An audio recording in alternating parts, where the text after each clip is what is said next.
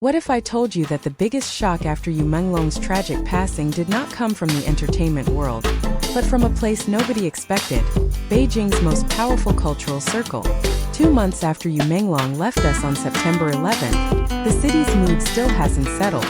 Fans are grieving, questions remain open, and every new ripple feels heavier than the last. But now, a brand new twist has surfaced, one that's making people whisper a single chilling sentence online. This isn't just about one actor anymore. Because according to multiple public sources and viral discussions, a high-ranking figure connected to a major Beijing museum network has suddenly disappeared, leaving behind a trail of puzzling changes and even more unsettling questions. So what happened? Why now? And why are so many people suddenly acting like they're trying to step out of the spotlight? Let's walk through this carefully. The first shock in this story is not loud, but it is deeply unsettling. A senior figure linked to a major Beijing museum network does not step down with a farewell speech, a press conference, or a neatly worded statement. Instead, he simply disappears from public view. For ordinary people watching from the outside, that silence speaks louder than any headline. It arrives in a sensitive moment, just weeks after Yu Menglong's passing, when emotions are still raw and the public is already on edge.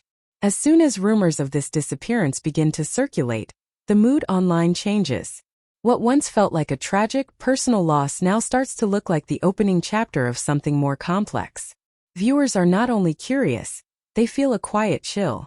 They recognize that high-ranking figures do not usually vanish without explanation. The absence of answers becomes the most disturbing detail of all. And from that moment, the story stops being just about one actor and turns into a question that hangs over a whole city. What is happening behind the scenes that none of us are being told? After the disappearance rumors, the next wave does not come from entertainment gossip, but from business records. A social media user meticulously lists changes in company registrations, new legal representatives, altered executive structures, updated filings. On paper, these are cold administrative details. Yet, when so many adjustments appear in such a short time, people sense urgency rather than routine. It feels less like natural corporate evolution and more like a rapid redirection of responsibility. Names that once symbolized stability quietly move out of sight, replaced by others who step into positions without fanfare. For many observers, the timing is too sharp to ignore.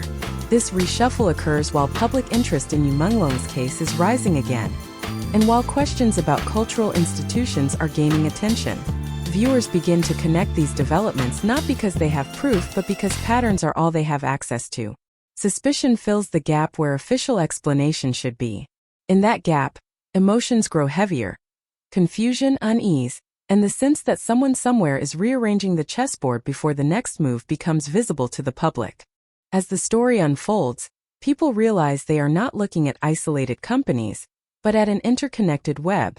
At the surface, there are familiar names: prestigious hotels, cultural venues, tourism projects.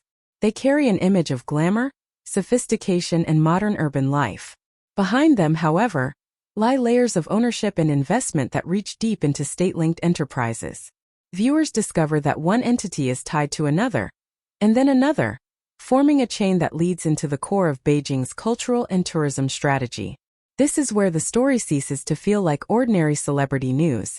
It touches a space where art, business, and governance blend into one another. The executive who disappears is not just a manager. He is part of a structure that shapes how the city presents itself to the world. For audiences, this raises an unsettling thought. If such a person quietly steps away, what pressures must be moving beneath the surface? The network behind the network becomes a symbol of scale. It reminds people how small they are in comparison, and how distant the decision-making world can feel from those who live with the consequences. The unease surrounding this case does not come only from what has happened, but from how it has been handled. When public events are followed by minimal explanation, people instinctively fill in the silence with their own interpretations.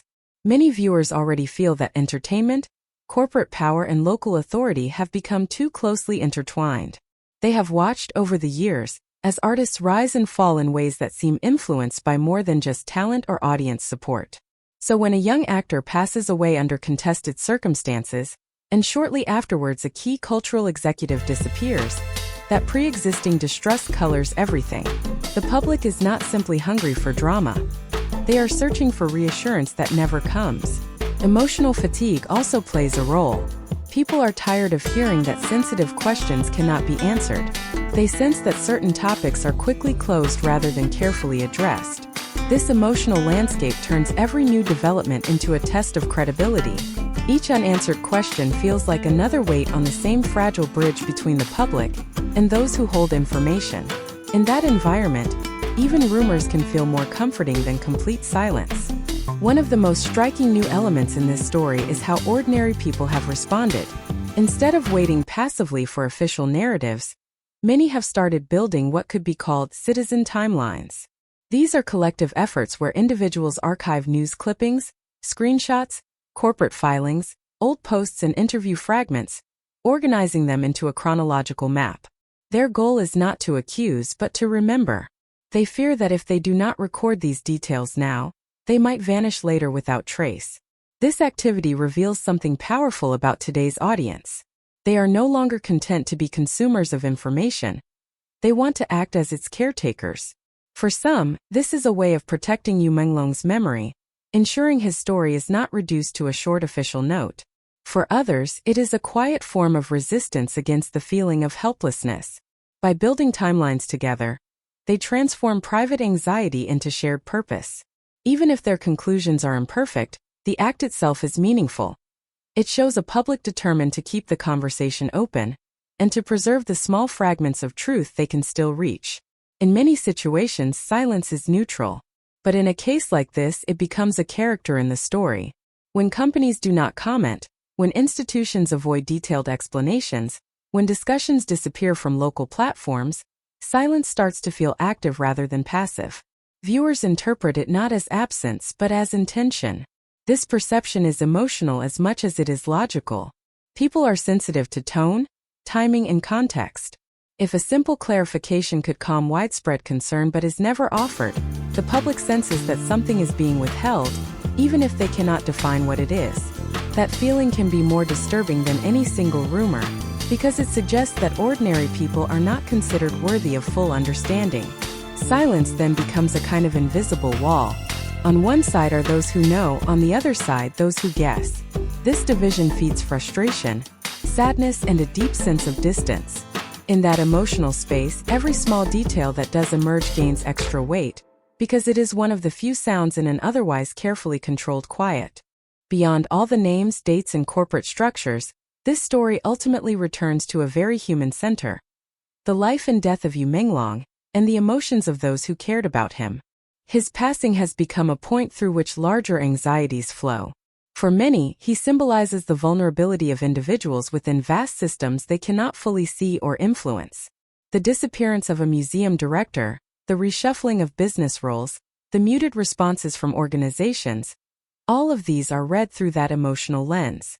Viewers are not only asking what happened to him, but what his story reveals about the world he worked in. At a deeper level, this case represents a struggle for meaning. People do not want a young artist's final chapter to be written only in vague statements and unanswered questions. They hope that his name will stand for more than a single tragic day, that it will continue to raise important conversations about transparency, responsibility, and care. In that sense, the story is no longer just about uncovering hidden facts. It is about deciding what kind of value should guide the relationship between power, culture, and the people who watch from below. So where does this leave us? Right now, nothing has been officially proven, and we must treat online speculation with caution. But the public mood tells its own story. People feel that too many things shifted too quickly, too many voices went quiet, and too many coincidences stacked up at the wrong moment. Whether this mystery fades away, or whether truth eventually surfaces, one thing is already clear.